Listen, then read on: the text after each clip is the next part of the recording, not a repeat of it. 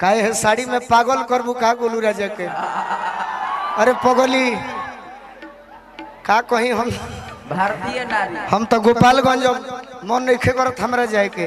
एगो जोरदार ताली अनुपमा खाती बजाई। काली हिनकर गाना पवन सिंह जी के साथ में आइल बा जोना से हम बहुत खुश बानी। तो मान लो कि अब आइए गईलू तो दूगो हमरा मौका मिल जाएगा वे कनवरी साड़ी में तो सुंदर लगते बड़ू बाकी तारा खाती एगो मन बा कहीं कि जहर जिंदगी में घोरबू तबाह करबू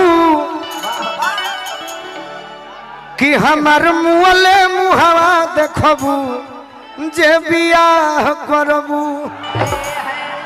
आज सही में पागल पागल होखे होखे नहीं भइल हो जाए बैठा ना तो हम डिस्टर्ब।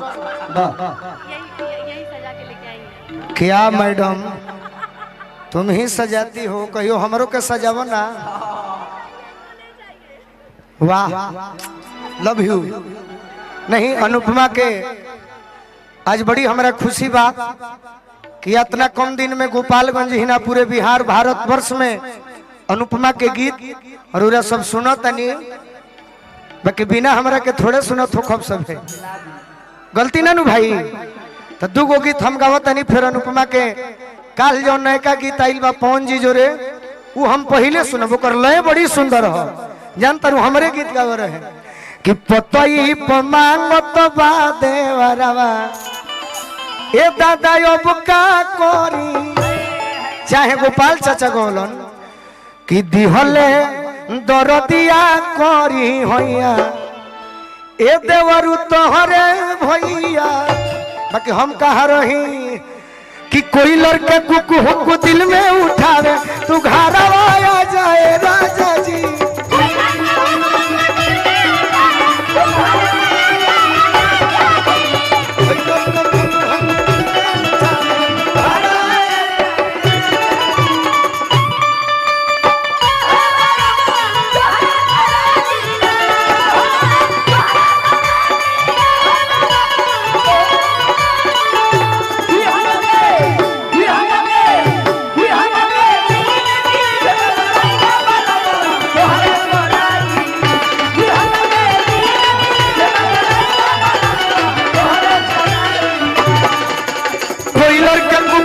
दिल में उठा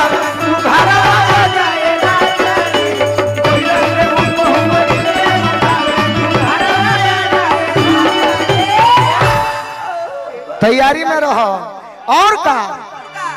अरे कि बिसरल बिंदिया उदास भइली चूड़िया पियावा बहरा होखे तोने मत देखल जाला एने कहल जाला कि बिसरल बिंदिया उदास भइली चूड़िया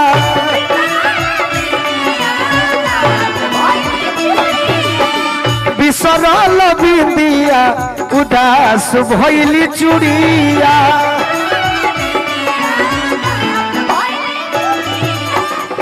कि नमिया में रोए राजा हई पुड़िया जौरिया कहतरी जखमी जितेंद्र रोवत बट सौसे सिंगारवाया जाए राजा जी।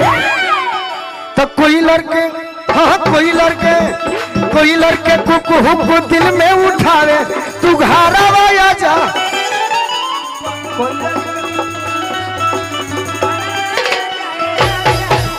कोई लड़के कुकु हुकु दिल में उठावे और मन से